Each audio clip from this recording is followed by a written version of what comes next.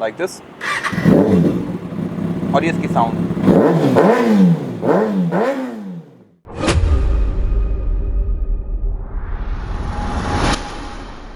अस्सलामुअलैकुम, मेरा नाम है जासिब हाशमी और ये है कावासाकी ZX6R 2019 मॉडल। ये कावासाकी का ZX6R यानी कि 600 सीसी वर्जन है और ये बाइक 636 सीसी है। ये शिप 2019 में आई है और कावासाकी आपने जो मोस्टली देखे होंगे वो बाइक 1000 सीसी होते हैं, ZX10R, H2, H2R वगैरह। लेकिन 600 सीसी कैटेगरी में कावासाकी का खास नाम नहीं था। इस चीज़ को चेंज करने के लिए कावासाकी ने रिसेंटली ये बाइक लॉन्च किया है और ये बाइक बहुत ज़बरदस्त है पिछले किसी भी कावासाकी 600 सीसी बाइक से। इसमें ऐसी बहुत सारी चीज़ें आती हैं जो कि इसको वर्थ इट बनाती हैं और इसको कंपटीशन से भी काफ़ी हद तक बेहतर बनाती हैं। इसका डायरेक्ट कंपटीशन बनता है R6, जिक्सर या फिर होंडा का CBR वगैरह, बट ये बाइक भी एक अच्छा ऑप्शन है। किस तरह से मैं कवर करूँगा इस रिव्यू में। फ़िलहाल अगर बात कीजिए इस बाइक की प्राइस की तो ये बाइक 2019 मॉडल है और 21 इम्पोर्ट है। पाकिस्तान में ये बाइक्स काफ़ी लिमिटेड हैं और स्पेसिफिक बाइक की डिमांड 53 लाख है। ये बाइक सेगमेंट मोटरस्पोर्ट के पास अवेलेबल है और अगर आपने इसके बारे में कोई इन्फॉर्मेशन लेनी है तो आप इस दिए गए नंबर पर कॉल कर सकते हैं या फिर आप सेगमेंट मोटरस्पोर्ट को विजिट कर सकते हैं जो कि रावलपिंडी में DH2 के गेट 1 के ऑपोजिट लोकेटेड है। सेगमेंट मोटर्स की टोटल 2 ब्रांचेस हैं, एक रावलपिंडी में मरी रोड पे और फिर एक रावलपिंडी में ये वाली ब्रांच। इन दोनों ब्रांचेस में गाड़ियों और बाइक्स की बाइंग एंड सेलिंग के साथ साथ इनके काम भी किए जाते हैं जैसे कि tent, swap, ceramic coating, PPF, graphene coating.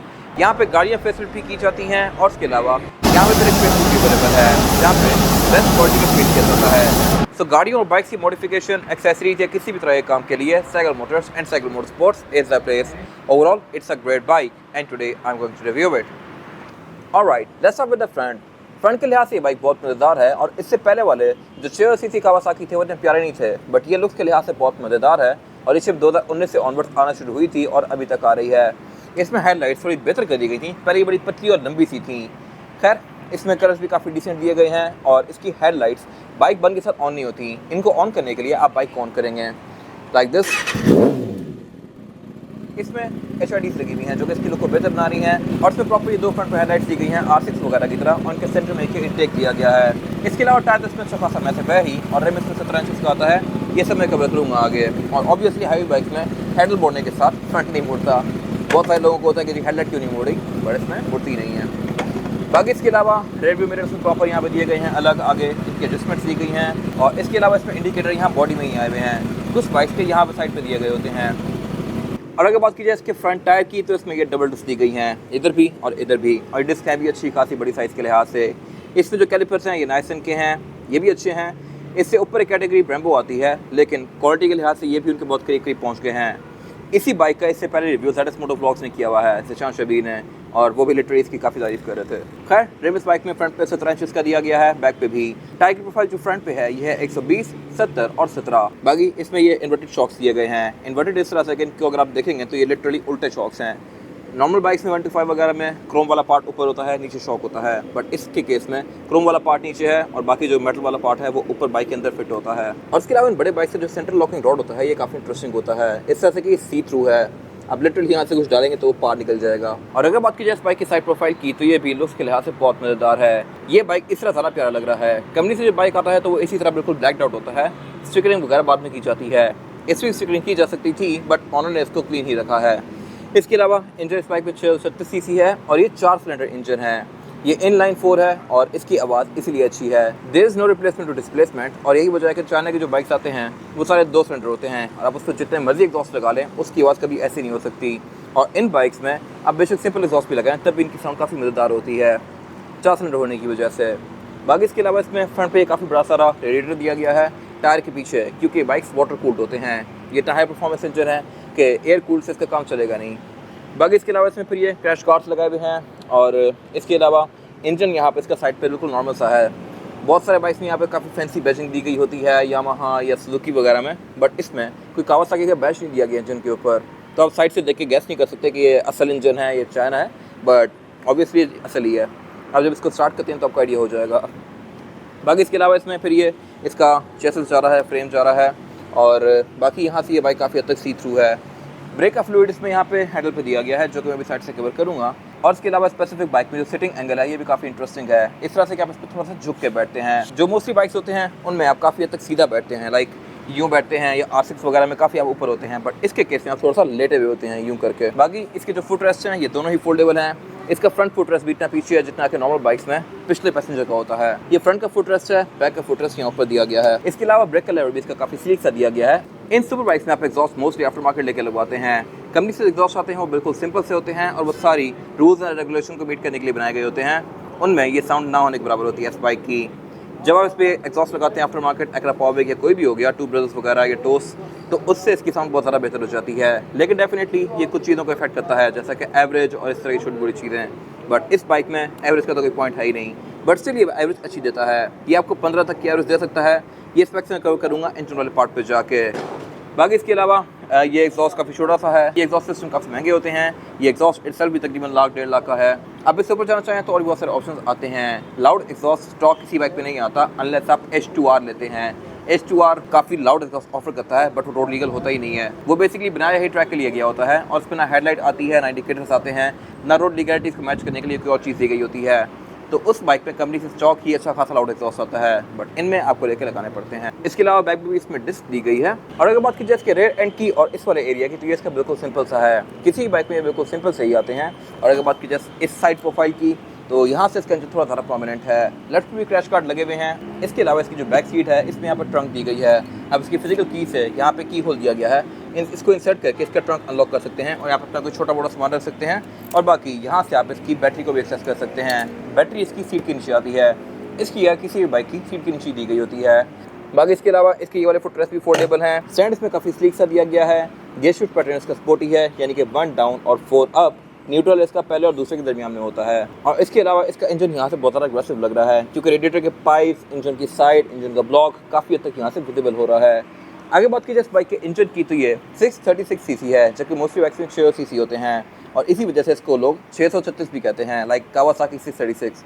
और इसके अलावा ये इंजन इन लाइन 4 सिलेंडर है और ये बाइक 128 हॉर्स पावर प्रोड्यूस करता है, जो कि एक बहुत अच्छा फिगर है इस बॉडी साइज के लिहाज से। 129 horse power Honda civic produce करती है, जो कि सिविक का ओवरऑल स्टैंडर्ड वर्जन होता है, जबकि उसके 128 हॉर्स पावर 4 टायर और इतनी बड़ी सारी बॉडी और अंदर 5 लोगों को खींचने के लिए बनाए गए होते हैं। बट इस इतने से बाइक में भी 128 हॉर्स पावर है, यानी कि सिविक जितनी, और ये सारी की सारी परफॉर्मेंस सिर्फ एक ही टायर पर जाती है।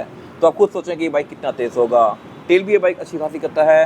पहले गियर में ये बाइक आराम से 80 to 90 जा सकता है, और अगर आप इसको बहुत ही पुश करें तो ये बाइक पहले गियर में 100-110 भी चला जाता है। और इसके अलावा RPM इसका 13,500 तक जाता है, जो कि अच्छी खासी रेव लिमिट है।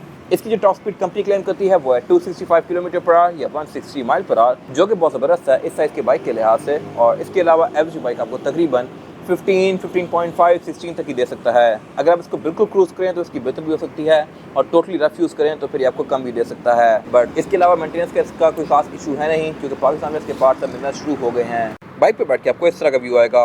राइडर की तरफ से ये बाइक काफ़ी पतला हो जाता है, लेकिन आगे जाके काफ़ी बल्कि बीफियर सा बाइक है। इसका टैंक 18 लीटर का है, और इसको स्टार्ट करने के लिए नॉर्मल पैटर्न ही है। चाबी इंसर्ट करके आप इसको आगे की तरफ पुश करेंगे तो ये ऑन होगा लाइक दिस। लॉक इसमें नॉर्मल हर बाइक की तरह ही है, इस तरह से। फिर इसके अलावा स्टार्टिंग पे ये गेट स्वीप का इफेक्ट देता है, यानी कि मीटर एंड तक जाकर टच करके वापस आता है, और इसकी रेड लाइन 16 से शुरू हो रही है बेसिकली। इसके अलावा साथ यहाँ पे स्क्रीन दी गई है, जो कि आपको इस बाइक की बहुत सारी चीज़ें शो करवाती है, जो कि मैं कवर करूँगा अभी।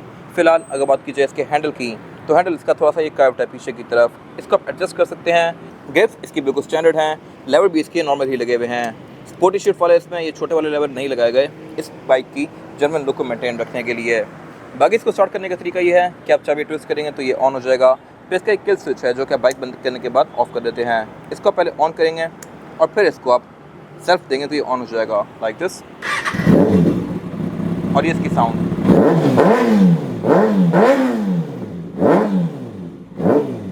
अगर बात की जाए लेफ्ट वाली ग्रिप की, तो इसमें सबसे मेन जो बटन दिया गया है ये बेसिकली 3 बटन हैं, और यहाँ से आप इसकी MID के बीच में नेविगेट कर सकते हैं। अगर मैं सेलेक्ट को प्रेस करूँगा तो डिफरेंट मेन्यूज़ के बीच में नेविगेट करेगी लाइक दिस, और अप डाउन करके इसके डिफरेंट मेन्यूज़ को चेंज कर सकता हूँ इस तरह से। फिर इसके अलावा सारे इसके हेडर के कंट्रोल दिए गए हैं। हेडलाइट का बटन दिया गया है, इसमें हेडलाइट भी आती है डेफिनेटली। और इसके अलावा इसका जो टिपर है वो यहाँ पे आगे दिया गया है, इससे आप बीम दे सकते हैं। इसके अलावा अगर बात की जाए इसके मीटर की, तो मीटर इसका लुक्स के लिहाज से काफ़ी बेसिक सा है, लेकिन इसमें सारी वो सेंसिटिव चीज़ें आती हैं जो कि आपको चाहिए हो सकती हैं। इसके अलावा राइट पे इसकी MID स्क्रीन दी गई है, और इसमें जो ये L दिया गया है ये बेसिकली इसका ड्राइव मोड है। L मीन्स लो और F मीन्स फुल। अगर मैं सेलेक्ट दबाऊँगा और इसको ऊपर करूँगा तो ये एक्स पे चला गया है। अब ये बाइक अपनी फुल ऑन पावर देगा। फिर इसके अलावा राइट पे जो 1 लिखा हुआ है जो ब्लिंक कर रहा है, ये बेसिकली इसका ट्रैक्शन कंट्रोल है।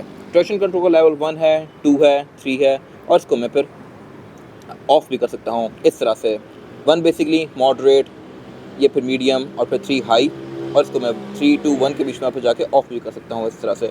फिर अगर मैं दोबारा सेलेक्ट दबाऊँगा तो फिर ये राइट पे आ गया है और ये इसकी एवरेज शो करवा रहा है जो कि 14.7 किलोमीटर पर लीटर की है। रेंज आ रही है इस फ्यूल में, टेम्परेचर, इनटेक, एयर, सारी स्टेट्स यहाँ पे आपको शो करवाएगा। ये स्पेसिफिक बाइक 11,000 किलोमीटर चला हुआ है। स्पीड इसमें 150 आती है। यहाँ पे इसका ये गियर का इंडिकेटर दिया गया है और लेफ्ट पे इसकी वार्निंग लाइट्स दी गई हैं एंड दैट्स इट। ये इसका कॉकपिट व्यू है जो कि लुक्स के लिहाज से अच्छा है और इसके साथ मिरर्स भी काफ़ी कन्वीनियंट हैं। इसकी जो ऑयल की बोतल है ये काफ़ी बड़ी सारी दी गई है यहाँ पे और ये थोड़ी सी टेढ़ी है। अगर ये प्रॉपर बैलेंस होती तो बड़ी बेहतर लगती। बाकी इसके अलावा साइज़ के लिहाज से ये बाइक डिसेंट है। आप इसको शहर में आराम से मनूवर कर सकते हैं और इस बाइक की मेन टारगेट ऑडियंस वो लोग हैं जो कि रिसेंटली ही किसी छोटे बाइक से बड़े बाइक की तरफ मूव कर रहे हैं। अगर आपके पास 125 या 150 भी है तब भी आप इस बाइक पे मूव कर सकते हैं। आपको हार्डली 1 या 2 दिन लगेंगे इस पर यूज़ टू होने के और फिर आप इसके यूज़ टू हो जाएंगे। या अगर आपने इसको प्रॉपर लाइक फुल ऑन जिसे कहते हैं कि इस पर हाथ बिठाना है तो आपको शायद 1 आधा महीना लगे और दैट्स इट। फिर इसके अलावा आप इसके बाद काफ़ी आसानी से 1000 सीसी बाइक की तरफ मूव कर सकते हैं। ये बाइक शहर के अंदर यूज़ करने के लिहाज से इस तरह से कन्वीनियंट है कि एक तो इसकी हीट काफ़ी कम है, इतना भारी नहीं है, आप आराम से इसको मूव कर सकते हैं और इसके अलावा इसकी ड्राइविंग भी कोई खास मुश्किल नहीं है। फिर इसके अलावा इसमें आप थोड़ा सा झुक के बैठते हैं तो आपको सही प्रॉपर स्पोर्ट्स बाइक वाली फील आएगी इसमें। और साउंड के लिहाज से तो ये बाइक काफ़ी अच्छा है ही क्योंकि इसमें एग्जॉस्ट एक्रापोविक का है। बाकी इसकी डिमांड 53 लाख है जो कि मेंशन कर चुका हूं और ये बाइक साइकिल मोटरस्पोर्ट के पास अवेलेबल है। ये था आज का रिव्यू। अगर आपको ये रिव्यू पसंद आया है तो इस वीडियो को लाइक कीजिए, मेरे चैनल को सब्सक्राइब कीजिए और अगर आपके पास इस बाइक से रिलेटेड कोई भी राय है तो उसको कमेंट सेक्शन में शेयर जरूर कीजिएगा ताकि वो लोग जो ये बाइक लेने वाले हैं वो आपकी राय से फ़ायदा उठा सकें। अपना ख्याल रखिएगा। Thank you.